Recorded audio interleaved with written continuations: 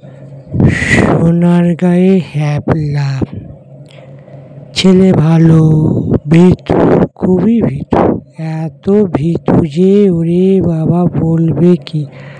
কারোর সঙ্গে কোনো গণ্ডগোলে নেই, ঝগড়ায় নেই, যে যা বলে করে আছে, রামপারে জামপারে কিচ্ছু বলে না। গুন্ডা মস্তানের থেকে শত অস্ত্র দূরে থাকে। পাড়াটা ভালো, সোনারগাঁ পাড়া, সবাই ভালোবাসে হ্যাবলাকে।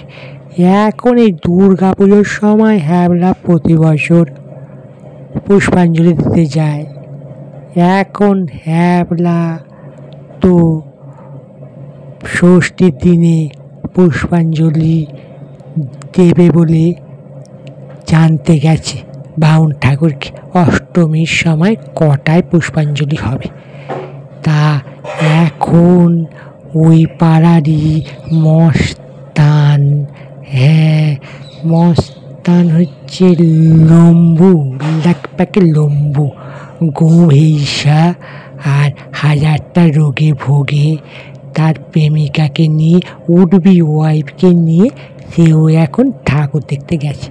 আর জল কাদা প্যান্ডেলের সামনেটা লাগবে তো লাগ, হাবলুর সঙ্গে ধাক্কা লাগলো, হাবলা তো এদিকে পড়ে গেল, লম্বু লম্বা হরকতে পড়লো একদম কাদায়, কাদা মেঘে তো একদম গুন্ডাটা একদম রেগে কাঁই হয়ে গেছে।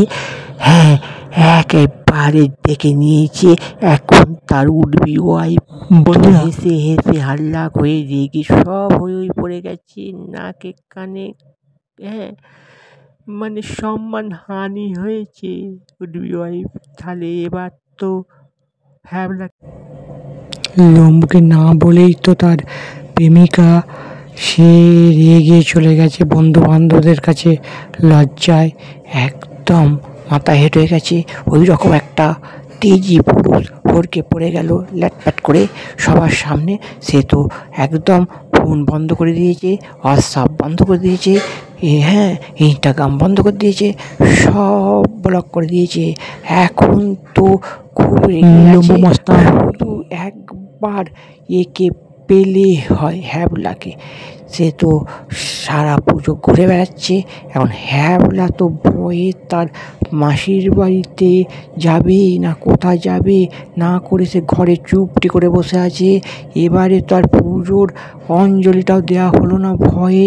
কি করবে এখন? তার মান সম্মান চলে গেছে। গুন্ডা মান সম্মান নিয়ে নিয়েছে। হ্যাবলা তো খুব ভয়, তাকে তো শেষ করে ফেলবে একদম। কি করবে তার ঠিক নেই এখন। তারপরে তো হ্যাবলা ভালো করে বাড়িতে এসে ভয়ে দরজা জানলা বন্ধ করে দিয়েছে। এদিকে হ্যাঁ লাটপাটে লম্বু সে গিয়ে ভালো করে স্নান টান করেছে, করে সে একদম মানে প্রচুর স্নান করেছে। স্নান করাতে সে যে 12 মাস সর্দিতে ভুগত, আবার স্নান করেছে। কি হবে তার ঠিক নেই। আবার এখন তো তার হ্যাবলার মামা বলছে তুই একদম যাসনি, তোর মধ্যে একদম রেগে আছে, প্রচুর রেগে আছে। হ্যাঁ একদম গুন্ডার একদম লম্বু, সে শত অস্ত্র ধরে থাকে, এমনি ভীতু মানুষ। তারপরে তো পুজো ঠিক হয়ে যাওয়ার আগে, লক্ষ্মী পুজোর আগে একটা খাট খাট করছে, বলে হ্যাবলা বলছে কে? বলে আমি হচ্ছে লম্বু।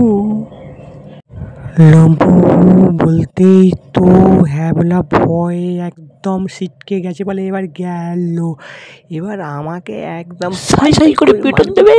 এখন তো ভয়ে কোনো রকমে না খুললেও নয়। হ্যাঁ লম্বু এসেছে, না খুললেও নয়। ও জানতো লম্বু আসবে, ধরে নিয়ে যাবে। হ্যাঁ কপালে যা আছে তাই হবে গো। ভয়ে ভয়ে তো হ্যাবলা কপালটা খুলে দিয়ে হ্যাবলা দেখ একটা ফুলের তোড়া নিয়ে হ্যাবলাকে জড়িয়ে ধরেছে। ধরে তার পাশে প্রেমিকা আছে, বলে ভাই আমি যে পড়ে গেছি, পড়ে যাওয়াতে খুব উপকার হয়েছে। হ্যাবলা তো হ্যাঁ করে চেয়ে আছে, কী ব্যাপার কিছু বুঝতে পারেনি, যে মার কাট করছিল ভয়ে। হ্যাবলা কপাট বন্ধ করে এবারে অষ্টমীর পুজো দেওয়া হলো না। সেই লম্বু মস্তান তাকে জড়িয়ে ধরেছে, ফুল দিয়েছে, আবার একটু মিষ্টির প্যাকেট এনেছে। পাশে আবার উঠবি ওয়াইফ, হ্যাঁ মালাকে নিয়ে এসেছে। বলে কী ব্যাপার কিছু বুঝতে পারিনি। বলে একটু ভালো করে বলো। বলে সেই যে তুই আমাকে জলের মধ্যে কাদার মধ্যে পড়ে গেলাম, খুব স্নান করেছিলাম, স্নান করাতে আমার একদম সর্দি হাঁচি কাশি সব ভালো হয়ে গেছে। আমি যে মিটে আমার নাক দিয়ে জল গড়াতো, আমার প্রেমিকার রুমাল দিত, হ্যাঁ খুব চাপে থাকতাম, সেসব সব শেষ হয়ে গেছে, খুব সুন্দর হয়ে গেছে, একদম অসুখ বিসুখ আর কিচ্ছু নেই। আমি যে স্নান করেছিলাম সেই স্নানেতে ধুয়ে ডাক্তার বললো যে তুমি স্নান করেছো, ওই স্নান করাতেই তোমার একদম চিরদিনের মতো সর্দি ভালো হয়ে গেছে, এবার তোমার শরীর একদম ডেভেলপ করে যাবে। তার ফলে তো হ্যাবলাকে ভালোবেসে বিয়ের কার্ড দিয়ে গেল। এই হলো, জড়িয়ে ধরে দুজনের খুব বন্ধুত্ব হলো। ছোট্ট হাসির গল্পটি শেষ হলো। গল্পটির নাম ছিল দেখো দেখি কাণ্ড। টিপিল কুইন চ্যানেলে বন্ধুরা আপনারা ভালো থাকবেন, এরকম হাসির মজার আরও সুন্দর গল্প শুনতে পাবেন।